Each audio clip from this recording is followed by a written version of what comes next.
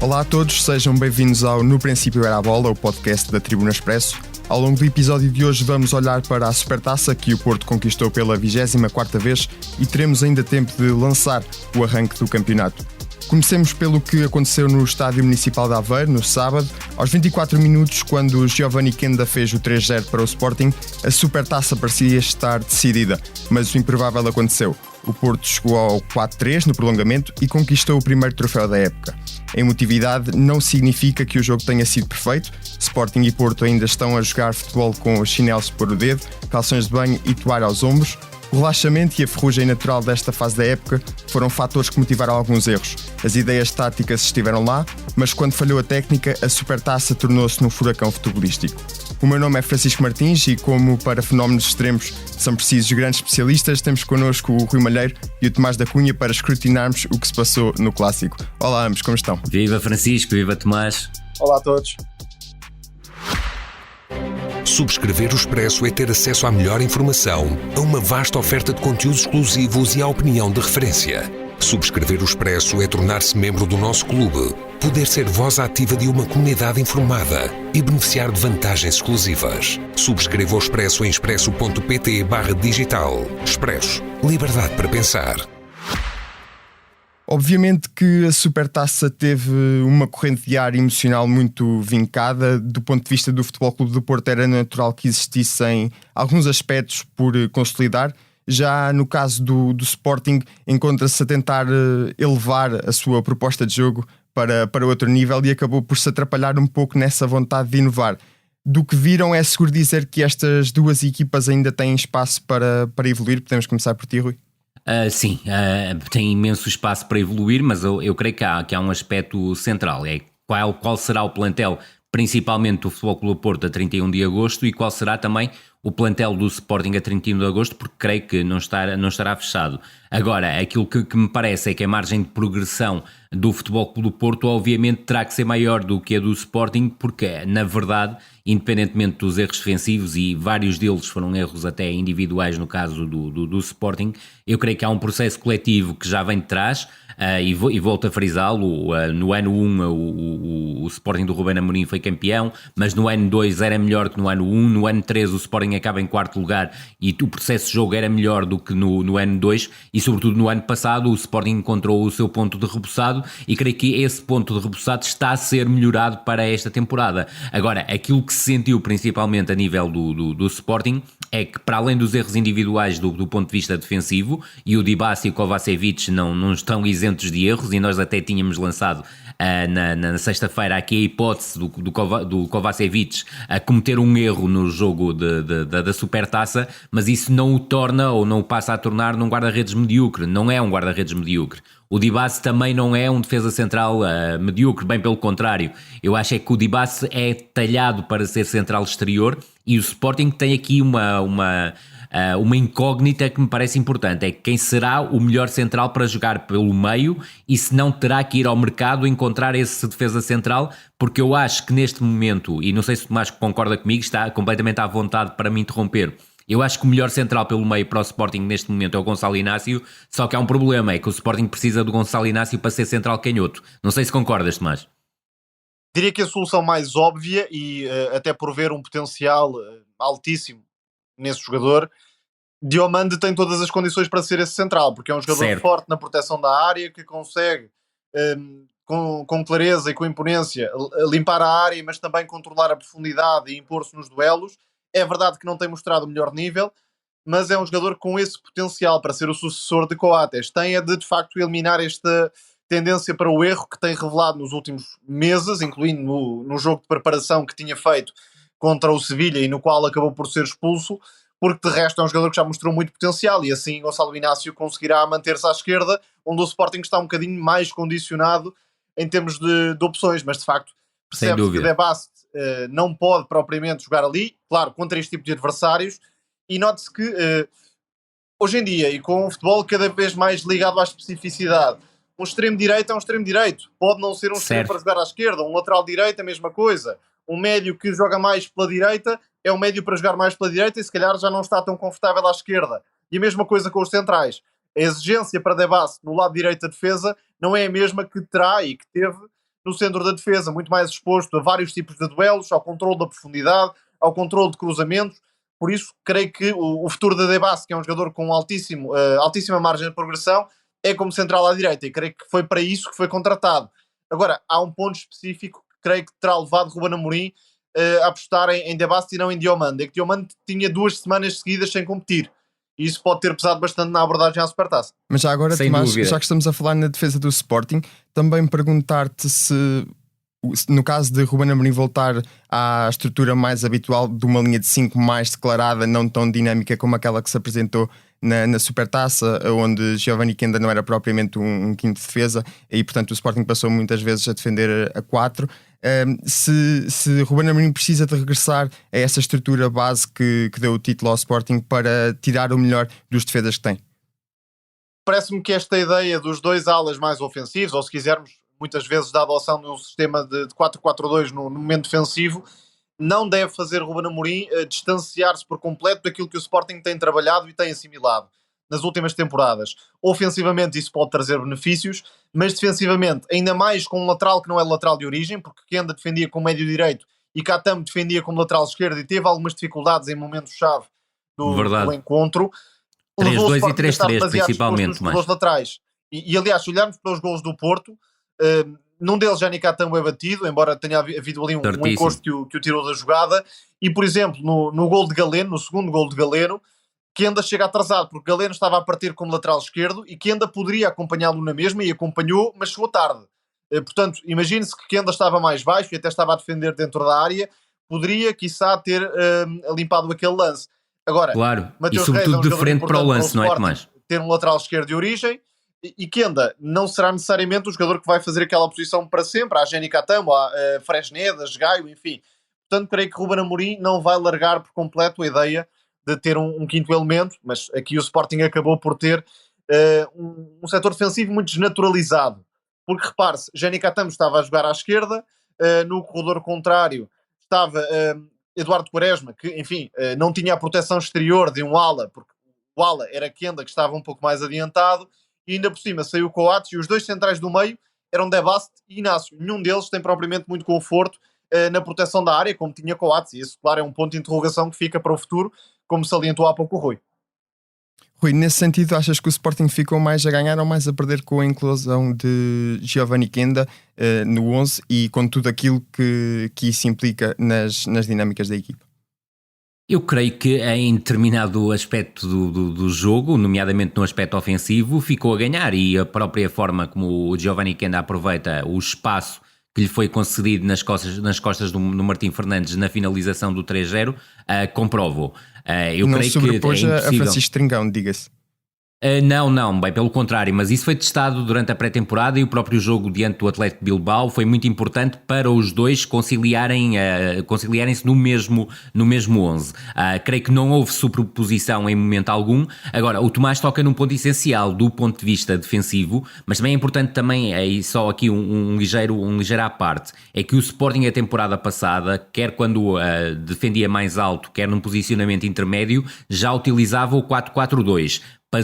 Deixou de utilizar o 4-4-2 neste jogo diante do Futebol Clube do Porto, ainda que episodicamente o tenha feito, ou seja, colocado os tais 5 elementos na última linha, mas já o ano passado já só o fazia, e principalmente na parte final da época, quando a equipa defendia em zonas mais baixas. Aquilo que aconteceu diante do Futebol Clube do Porto é que na maior parte das ocasiões estavam apenas 4 elementos. Mas tendo muitas vezes o lateral de origem, isso é importante. Isso mesmo. Caso, nenhum dos dois era o lateral de origem, nem Katam nem Sem dúvida nenhuma. E eu acho que esse é o ponto-chave, era para onde eu ia continuar. Mais do que a questão do Giovanni ter jogado como médio direito, foi a questão do Katam, por imperativos de ordem tática e imperativos das ausências do Mateus Reis castigado e do Nuno Santos lesionado, ter sido obrigado em momento defensivo a ser lateral esquerdo. Ele sente-se confortável do ponto de vista ofensivo para jogar nas duas alas, Creio que é mais desequilibrador quando parte do corredor direito por ter a vantagem de ter o pé contrário e já se sente muito confortável até na chegada às zonas de finalização nessa situação.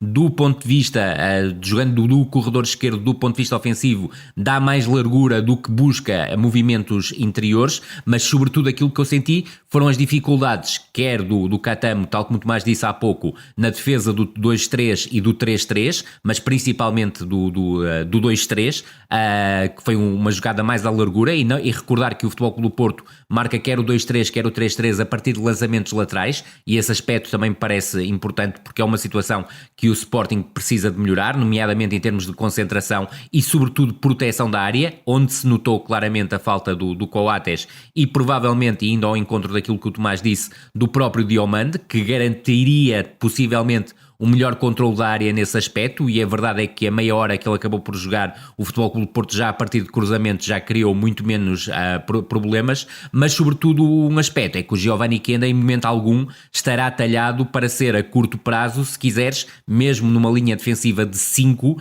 o jogador que fecha o corredor direito e que é lateral direito, e o próprio 3-3 do Futebol Clube do Porto comprova, ele perde claramente as costas para o Galeno e em termos de posicionamento percebe-se que é um jogador que nunca jogou como lateral direito. De resto, foi uma grande jogada tática de Vítor Bruno, baixar Galeno para atacar as costas de Giovanni Quenda e ter mais profundidade e ameaça nesse corredor. Verdade, eu creio que há um momento-chave no jogo, que é o minuto 64, é quando ele lança o Eustáquio e o Ivan Jaime, quando está 3-1, depois é certo que mesmo não havendo um envolvimento direto dos jogadores, acaba por conseguir em 4 minutos o 3-3, e depois eu acho que todas as mexidas de Vítor Bruno tiveram um impacto positivo. É isso. Até os jogadores como Fran Navarro ou David Carmo, que não tiveram, enfim, um impacto direto no resultado, mas Fran Navarro trouxe muito maior agressividade de movimentos ao ataque do Porto, e David Carmo foi muito importante para segurar a vantagem na ponta final, além dos destaques óbvios de Ivan Jaime, de Eustáquio, que é um médio que lança mais movimentos de trás para a frente, e obviamente Vasco Sousa, que em termos de controle de bola e agressividade no meio campo, trouxe o Porto para cima.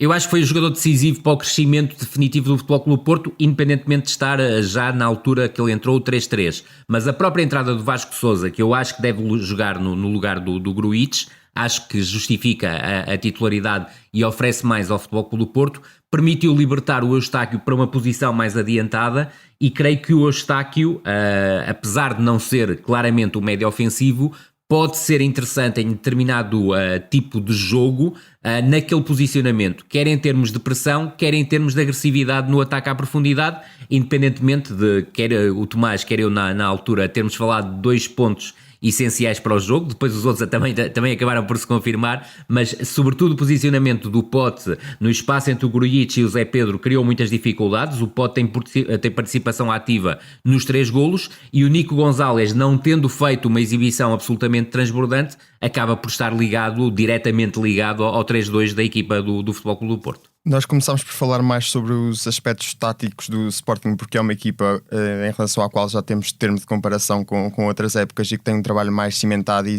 onde existem mais variantes.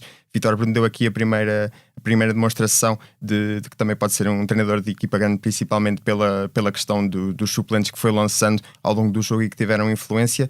Do ponto de vista do Futebol Clube do Porto, o que é que acham que foi mais importante? Porque no final de contas foi a equipa que levou o troféu, e existem aqui algumas mudanças em relação à utilização que é feita de alguns jogadores, nomeadamente, por exemplo, com o posicionamento de Nico Gonzalez muito próximo da área, muitas vezes a ser ele mesmo o ponta de lança, quando Dani Namazo cai mais sobre a linha e a ser uma referência para finalizar.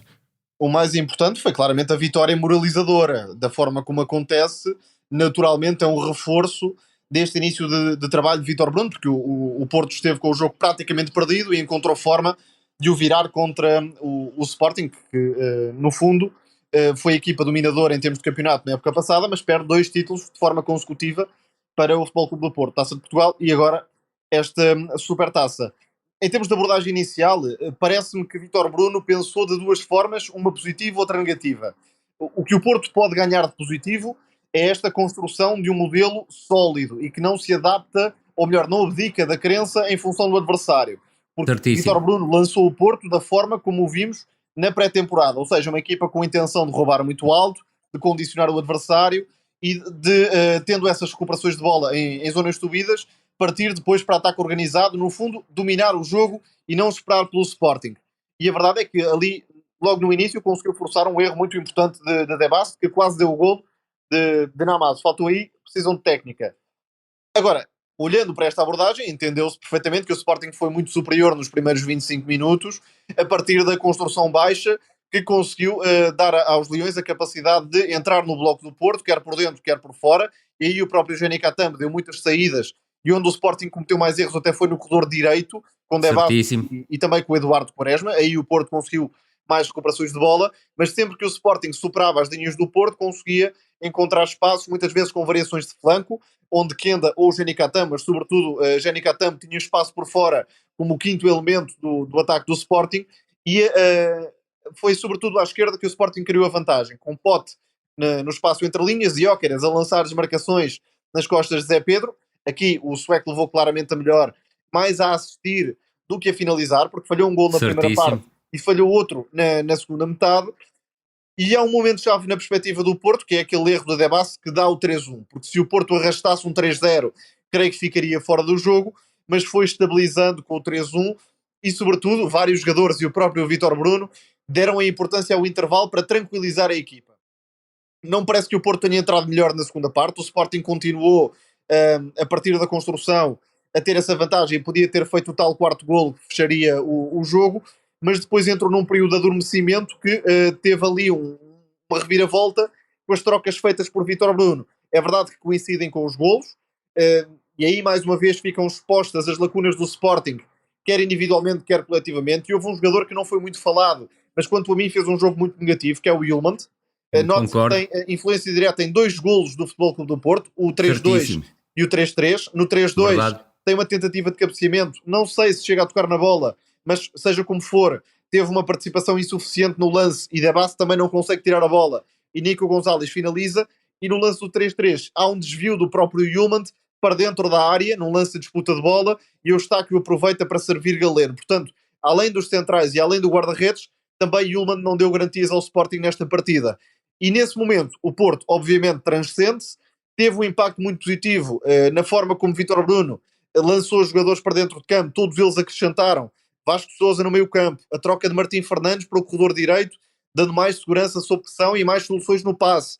Também a presença de Ivan Raime como agitador e jogador capaz de atuar por dentro na meia direita. Fran Navarro a dar mais movimentos em profundidade e ameaçando a defesa do Sporting. Portanto, Vítor Bruno melhorou progressivamente a equipa, que já estava também a galvanizar-se e a acreditar no outro resultado, e Ruben Amorim foi muito passivo, e quando tentou recuperar a equipa, o Porto já estava no controle das operações.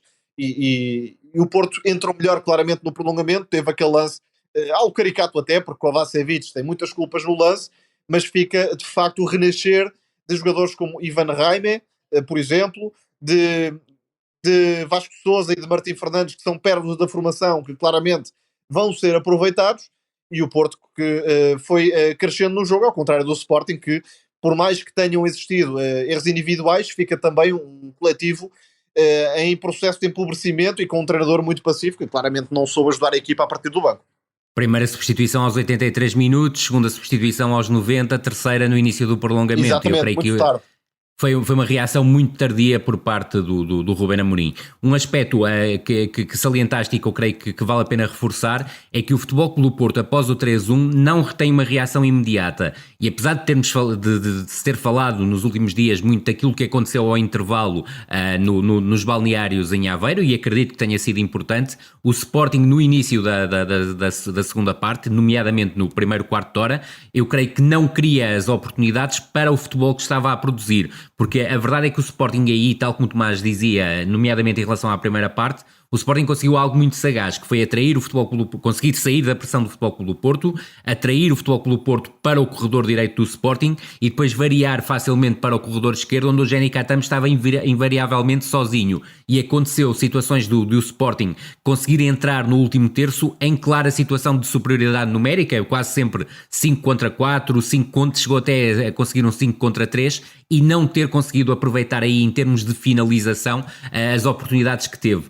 O Tomás também tocou num ponto que me parece importante. O Gyökeres faz uma grande primeira parte, creio que esmaga por completo o Zé Pedro e cria aquela coisa oposta ao jogo da final da Taça, em que o Zé Pedro conseguiu, também face às limitações físicas que o Gyökeres apresentava, quase que engolir o avançado sueco, e desta vez foi claramente o avançado sueco a engolir o jogador do Futebol Clube do Porto. Salientar que também, que eu creio que é um aspecto que o Futebol Clube do Porto precisa de evoluir rapidamente. Nós tínhamos falado aqui na prévia ao jogo que o Futebol Clube do Porto provavelmente viria a sofrer um golo na sequência de uma bola parada lateral.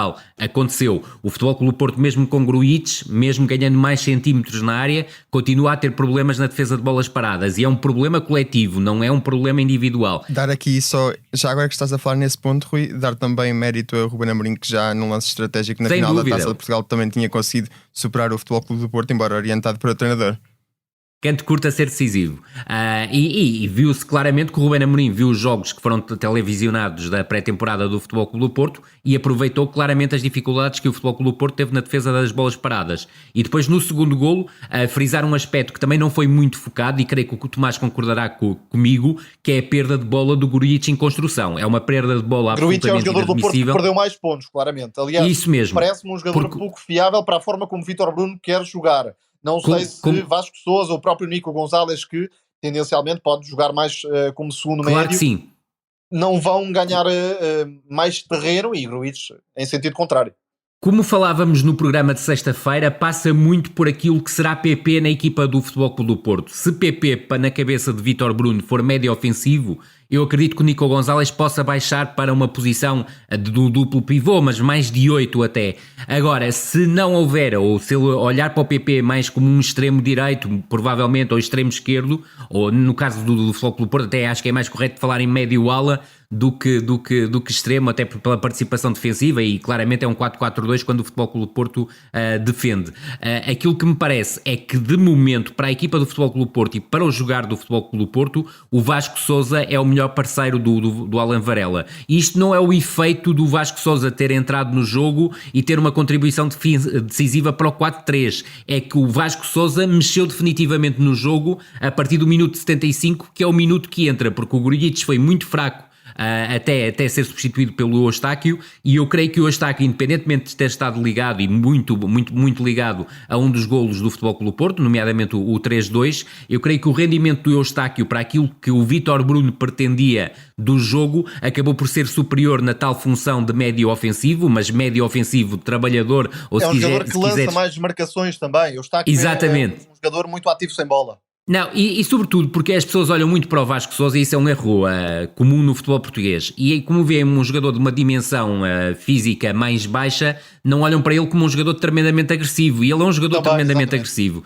E aqui também dar os parabéns, obviamente, a quem o trabalhou na equipa B do Futebol Clube do Porto, porque a segunda divisão, ou a Liga 2, acaba por reforçar esse espírito competitivo e agressivo em jogadores com o perfil do Vasco Sousa, que são claramente jogadores de um teor mais técnico, mais criativo, mas que têm também esse lado, e esse lado da agressividade acabou por ser importante face à inoperância do Ruben Amorim a partir do banco, para o Futebol Clube do Porto se impor no meio campo, e eu creio que isso acaba por ser decisivo para, como o Tomás disse, e muitíssimo bem mais uma vez, como é seu timbre, a equipa do Futebol Clube do Porto ter entrado melhor no prolongamento do que a equipa do Sporting, independentemente do Sporting em alguns momentos ter tido mais bola.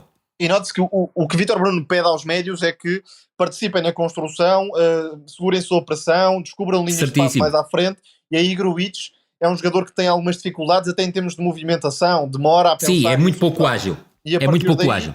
Quer Vasco Sousa, quer Nico Gonzalez podem dar mais soluções nesse campo, libertando a tal posição mais à frente para outro tipo de jogador, seja PP, seja Ivan Raime, até Rodrigo Mora mais para a frente, um jogador que desta vez não foi utilizado, mas seguramente estará nas cogitações de Vítor Bruno. E este é um ponto muito importante que se retira desta partida. Parece-me que Vítor Bruno foi o mais adulto na sala. Esta vitória, sendo tremendamente importante para o Porto, não reflete uma superioridade tremenda sobre o Sporting, nem reflete a perfeição coletiva do Porto, que obviamente não poderia ser atingida logo num jogo inaugural da temporada e no início de trabalho, querendo coisas diferentes da equipa, e ainda por cima, estando com vários titulares de fora. E já agora, Tomás e Rui, veem esta derrota do Sporting, e sobretudo pelos contornos que teve, como aquele alerta que o Sporting costuma ter todas as épocas, uma derrota traumática, como aconteceu com o Lask, com o Varzim, com o Benfica quando perdeu no tempo de compensação, também com uma reviravolta. Está ao nível dessas derrotas que referiste. Está ao nível dessas derrotas, também claramente. Em colocar o cenário nesses moldes. Verdade, e sobretudo não esquecer que no pré-jogo, ou seja, na antevisão do jogo, e já não falo do espaço das entrevistas, falo mesmo da entrevista coletiva que o Ruben Amorim disse, ele assumiu o Sporting como claro favorito, e nós não nos podemos esquecer que o Sporting aos 24 minutos ganhava 3-0, e isto coloca claramente ao nível das debacles diante do Varzim e diante do Lask Linz, e do meu ponto de vista ainda num ponto mais alto, porque isto é a perda de um troféu, porque era uma final, e sobretudo diante de um rival que vinha com muitas interrogações para esse jogo, e sobretudo aos 24 minutos, convenhamos, a equipa do Futebol Clube Porto estava no tapete, e nem após o 3-1 o Futebol Clube Porto reagiu. Eu creio que o Sporting podia ter aproveitado e podia ter conseguido chegar ao 4-1, ao 5-1, e há um aspecto que me parece importante referir, é que aos 24 minutos a sensação que dava é que o Sporting iria atropelar por completo o Futebol Clube do Porto. Agora, é sempre desconfiar um Futebol Clube do Porto no tapete. Eu creio que nenhum de nós, praticamente em vida, vimos o Futebol Clube do Porto, só vimos 2 ou 3 vezes o Futebol Clube do Porto em goleadas que sofreu, nomeadamente em termos de Liga dos Campeões, no tapete. A nível interno é praticamente impossível ver uma equipa do Futebol Clube do Porto, por mais fraca que seja, no tapete. E é óbvio que esta equipa do Futebol Clube do Porto não é uma equipa fortíssima, e este resultado na Supertaça não pode ser levado para esse caminho. Eu creio que o caminho que deve ser levado desta vitória na Supertaça, e pegando numa expressão que o Tomás utilizou na sexta-feira, é o encher ainda mais de um balão, e era um balão que estava muito vazio, e que esta pré-temporada do Futebol Clube do Porto, mais o primeiro jogo oficial, ajudou a encher. Portanto, é um Futebol Clube do Porto que vai de peito muito mais aberto, muito mais confiante para o início do campeonato, mas é no início do campeonato, creio que a resposta que o Futebol Clube do Porto terá que dar nas primeiras jornadas terá que ser afirmativa, e há muito para trabalhar, mais no processo defensivo do que no processo ofensivo do meu ponto de vista, mas o processo defensivo do Futebol Clube do Porto, principalmente na primeira parte, mas sobretudo nos 24 minutos iniciais, roçou absolutamente o caótico a nível coletivo e não tanto a nível individual. E há um fator Vítor que Bruno, é de salientar. Só referir aqui que o Vítor Bruno, no final do encontro, disse que há um caminho muito grande ainda a percorrer, como referiu o Rui. Concordas, Tomás, neste sentido?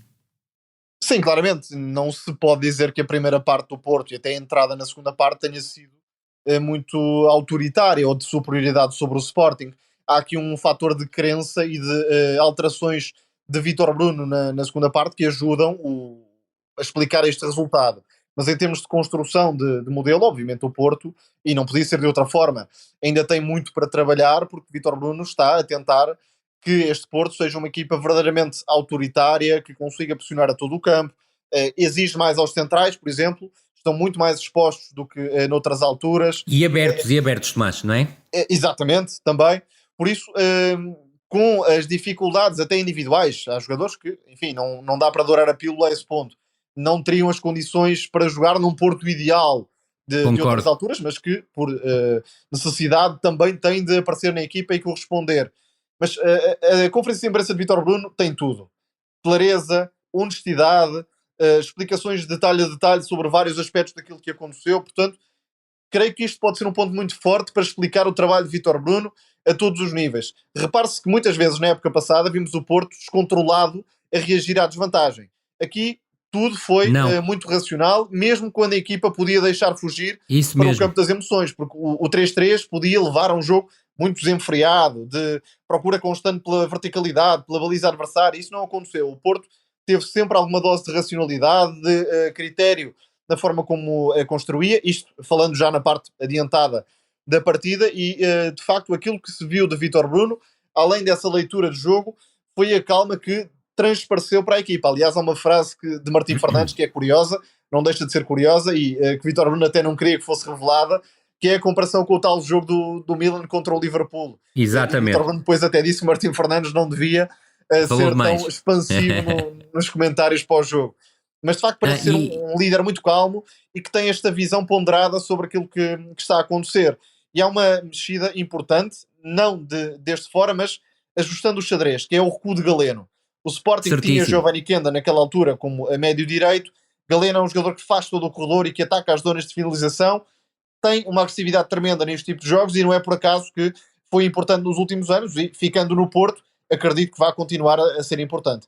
As últimas indicações são no sentido do Galeno ser provavelmente o primeiro jogador a sair nos próximos dias. Veremos o que é que irá acontecer, porque vai acontecer muita coisa e provavelmente não apenas no Futebol Clube do Porto. Reforçando a ideia do Tomás, eu creio que é um momento muito importante a passagem do Galeno para lateral esquerdo, até porque o Martinho é claramente muito melhor lateral direito do que lateral esquerdo, e eu até neste momento essa coloco é uma boa dúvidas. Dor de cabeça, e não há assim tantas para Vítor Bruno, que é a questão Sem do lateral dúvida. direito.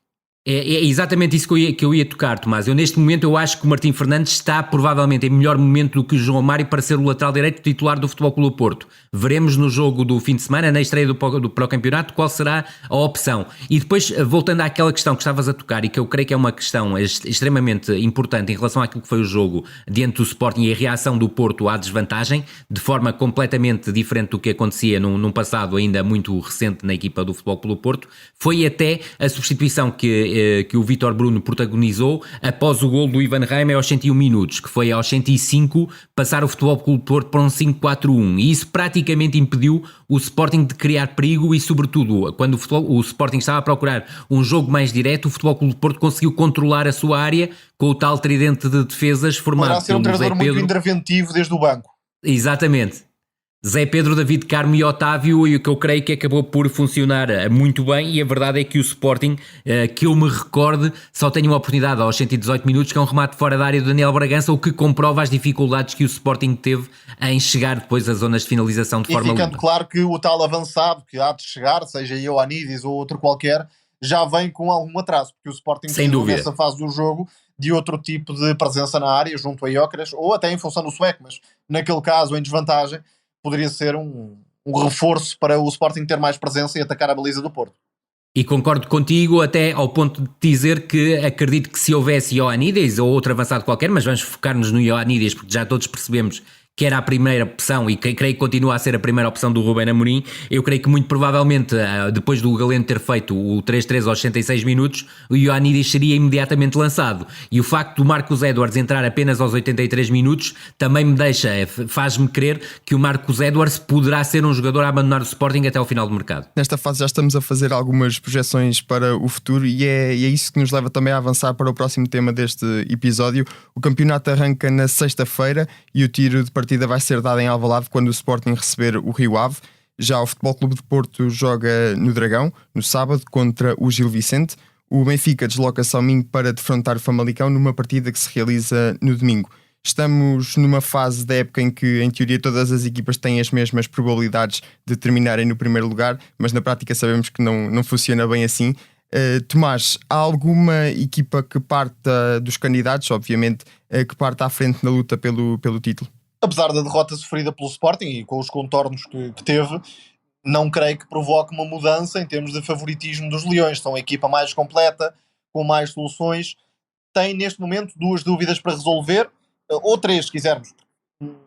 Dá para dividir de duas formas: Kovacevic ou Franco Israel. Vamos ver se algum deles pega em definitivo e dá estabilidade a um setor muito frágil que neste momento o Sporting tem no plantel. E olhando para a época passada, a sucessão de Coates, que penso que pode ser feita por Diomande, não vejo qualquer questão nesse sentido, mas atenção, é que o Sporting perdeu várias referências do plantel em termos de experiência e neste momento a média de idades desceu consideravelmente e não há certeza de que este grupo consiga ter a tranquilidade necessária que Coates transmitia, por mais que exista potencial e condições de sucesso.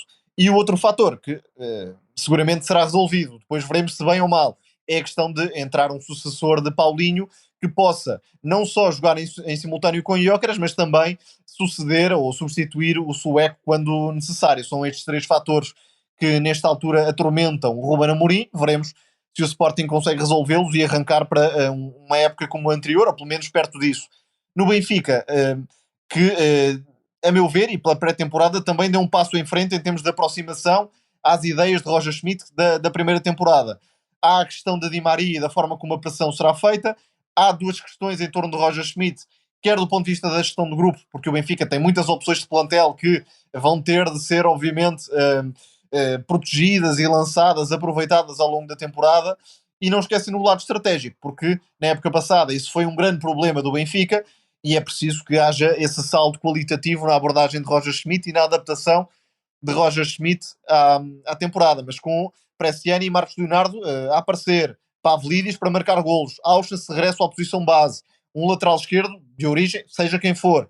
O Benfica tem mais argumentos competitivos do que tinha, a meu ver, na época passada. Quanto ao Porto, colocaria ainda assim num terceiro patamar. Não creio que haja a responsabilidade de o Porto ser campeão nesta temporada. Isso mesmo. Há sim a responsabilidade de aproveitar os recursos que o plantel tem à disposição, sabendo que há limitações de base no que diz respeito à entrada de reforços e até à perda de titulares por obrigações financeiras. Aquilo que se percebe por Vítor Bruno é que há essa vontade de aproveitar os jogadores que estavam à margem do plantel e alguns que não tinham muitas oportunidades. É o caso de Vasco Sousa e de Ivan Rami, insisto nestes dois jogadores. Mas em termos de mudança de jogo coletivo, o Porto terá um caminho longo, porque não é fácil, com a dupla de centrais que existe neste momento, ter a equipa a defender muito alto, não é fácil, com a escassez de opções que existe em certas posições, ter o Porto ao longo da temporada, com várias competições, sempre na máxima força. Portanto, é uma equipa que tem menos recursos à partida, individuais, do que o Benfica e o Sporting, no meu entendimento, mas dentro da tal bolha positiva em que o Porto vive e que foi reforçada com a vitória na Supertaça, há margem de crescimento, sem sombra de dúvidas. Rui, hierarquizas da mesma forma os candidatos?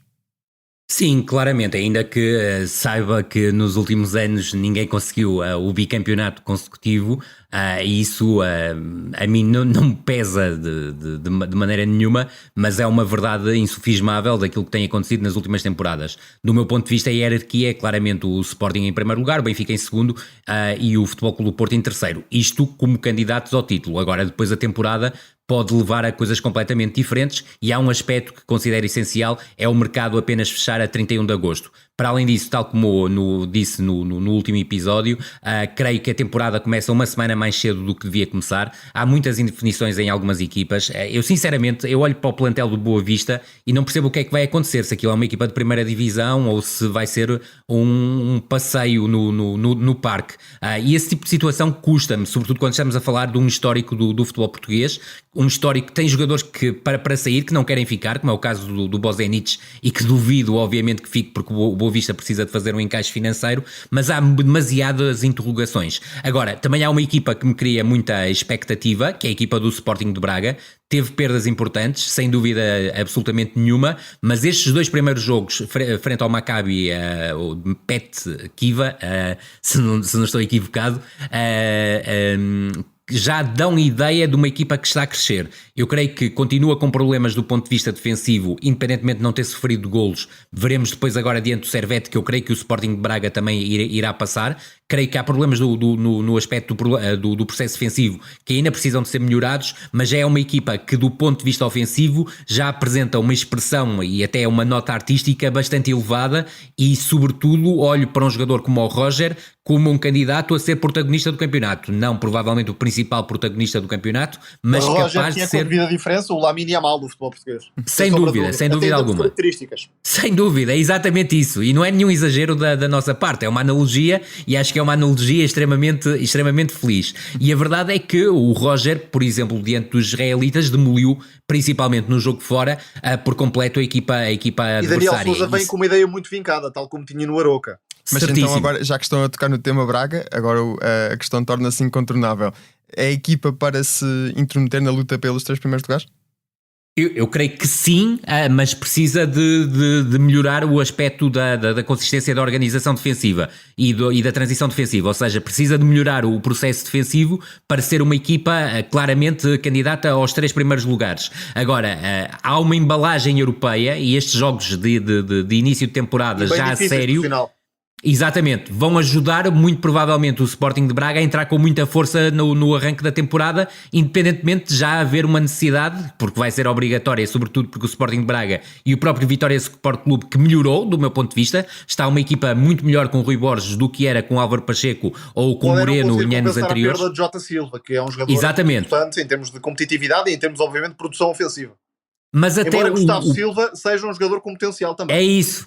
É isso, é uma boa substituição por parte do Vitória. É verdade que não há Émulos e estamos a falar do Jota Silva, que foi um jogador tremendamente preponderante, principalmente na temporada passada, mas creio que a equipa do Vitória Sport Clube está bem montada para poder fazer quebrar essa pecha e sobretudo trazer para o protagonismo o Caio, que eu creio que é um jogador de um nível muito acima da média no futebol português e que o Tomás conhece muitíssimo bem. É um avançado que entra bem naquilo que o Rui Borges pretende, muito forte em apoio, com capacidade de responder a cruzamentos também.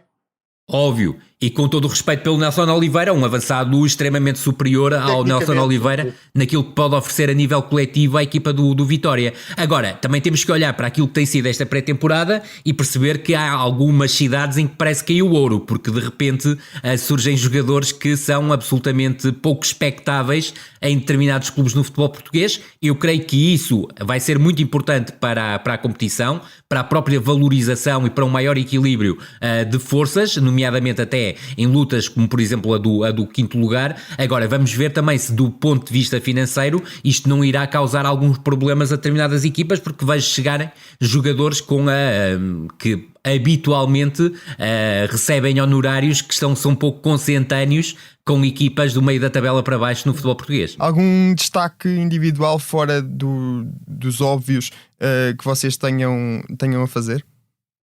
Diria que há uma equipa que pode ser muito forte, até em termos de luta pela Europa, que é o Rio Ave, mantendo o Luís Freire e tendo aqui uma injeção de qualidade que era expectável no plantel. Desde logo há muita curiosidade para um jogador como Tiago Moraes, que fez a diferença no Boa Vista e que agora regressa a Portugal para jogar neste Rio Ave, e mantendo o Luís Freire, obviamente, que é um argumento competitivo de altíssimo nível no futebol português. Depois, muita curiosidade, não necessariamente pela positiva, veremos, tenho essa dúvida, sobre o Estrela da Amadora. Houve a capacidade de atrair jogadores muito interessantes para o futebol português, nitidamente, não dá para fugir a isso. Agora vamos ver se Filipe Martins consegue construir uma equipa e aproveitar as qualidades desses jogadores. Depois tenho duas curiosidades, mais uma vez reforço, não necessariamente para fazer sucesso, mas fica essa nota, quer em torno do Casa Pia, quer em torno do Arouca. O Casa Pia, para vermos João Pereira, que é um treinador com 32 anos apenas, valerá isso sempre mesmo a pena acompanhar, e até em termos do Arouca. O Arouca manteve um plantel muito interessante, mesmo tendo perdido, por exemplo, o Rafa Morrica, e há uma nota de destaque, em geral, no futebol português, que é a contratação de muitos jogadores no mercado espanhol. E penso que é muito bem aproveitado pelos clubes portugueses, em geral, para aproveitar as condições, não só desportivamente, mas também financeiramente, com jogadores que valem potencialmente dinheiro. Até o Braga conseguiu atrair muitos jogadores interessantes nesse sentido, e já agora, voltando só um bocadinho atrás, parece-me que Rodrigo Salazar, nesta segunda temporada, vai ser um dos melhores jogadores da Liga Portuguesa. Concordo. Acho que é um ponto essencial. O Tomás toca aqui numa situação que eu acho que é interessantíssima. É que mais do que o mercado brasileiro, e é certo que nós sabemos que houve um problema em relação ao mercado brasileiro, que era a questão de serem jogadores, na maior parte deles, extracomunitários, o que poderia impedir de jogarem nas primeiras jornadas, e houve problemas em relação a alguns jogadores que chegaram e que depois acabaram por voltar, foram anunciados como reforço e depois acabaram por não ser consumados, devido às dificuldades em arranjar visto para atuar em Portugal, mas sobretudo olhar para essa questão, é que cada vez mais no futebol português está a olhar para a segunda divisão espanhola e para a terceira divisão espanhola, onde eu creio que se encontram reforços de grande qualidade para jogar no nível da primeira divisão portuguesa, e houve várias equipas a investirem nesse mercado e provavelmente ainda outras ainda vão tentar aqui algum esforço de última hora para reforçarem a equipa. O mercado do Braga é interessantíssimo em traços gerais, só não tenho certeza sobre os centrais, mas jogadores como Tiago Helguera, os espanhóis, o Roberto Fernandes e o Gabri Martínez. Exatamente. Isso mesmo. Penso que há muito potencial para o Braga fazer uma excelente temporada. Agora, sem dúvida. Eu gosto muito do El Ozani. Eu gosto muito do El Ozani, que é um avançado que eu já conheço há 2 anos. E muito forte também em termos de movimentação sem bola. Exatamente, e curiosamente era um jogador que teve a hipótese de vir para o futebol português há 2 anos, mas não o quiseram. Mas tal como o Tomás, saliento a questão das dúvidas que eu tenho em relação aos 2 reforços, nomeadamente para o centro da defesa da equipa do Sporting de Braga, e passa também pela essa capacidade e por uma evolução do Serdar e do Niakate e do próprio Paulo Oliveira em formarem duplas fortes, formar uma dupla forte que poderá passar essa tal consistência que pode faltar na organização defensiva do Sporting de Braga e também na transição defensiva. Mas concordo com um ponto, eu creio que o Salazar e o Roger podem ser grandes protagonistas desta temporada. Depois, em relação a destaques de coletivos, salientar algo que passou um bocadinho ao lado, que é a pré-temporada do Santa Clara. Eu creio que o Santa Clara, mesmo sem grandes reforços, conseguir durante uma pré-temporada fazer 7 jogos ultra competitivos, a maior parte deles contra equipas da primeira e da segunda liga, e conseguir 7 jogos, 7 vitórias, deixa indiciar qualquer coisa de muito interessante que já vinha da temporada passada, e esse aspecto parece-me muito interessante. Depois eu tenho, obviamente, tal como disse há pouco, muitas interrogações em relação ao Boa Vista. Eu não sei que equipa o Boa Vista vai apresentar no início do campeonato. Espero sinceramente que tudo se resolva da melhor forma. Vai ser mais um ano de sofrimento, com quase exatamente, porque ainda de mais sofrimento, Tomás, porque a verdade é que saiu o Sassou, saiu o Shidozi, saiu o Pedro Malheiro, saiu o Makutá, saiu o Bruno Lourenço, depois mais ainda uma série de jovens que optaram por jogar na segunda liga ou até na Liga 3, creio que há um caso que creio que é o Berna, não, o Berna é a segunda liga também, no Felgueiras.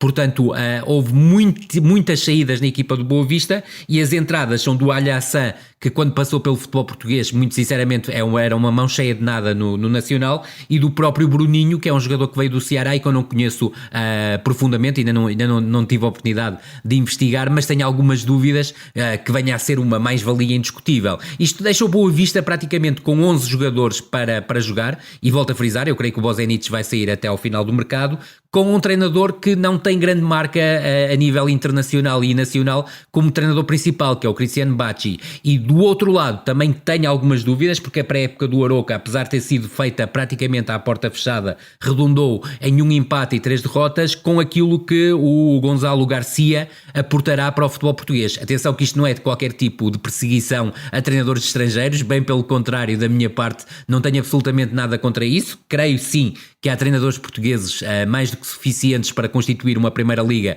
de grande qualidade. É preciso não haver medo de apostar em treinadores como o João Pereira, de 32 anos. Creio que há vários exemplos de treinadores que podem dar o salto até diretamente da terceira liga, da Liga 3 para a Liga 1, mas também há treinadores que vêm da Liga 3 ou da Liga 2 para a Liga 1 que provavelmente não têm as mesmas capacidades. Isso também é verdade, e é uma questão de aposta dos clubes.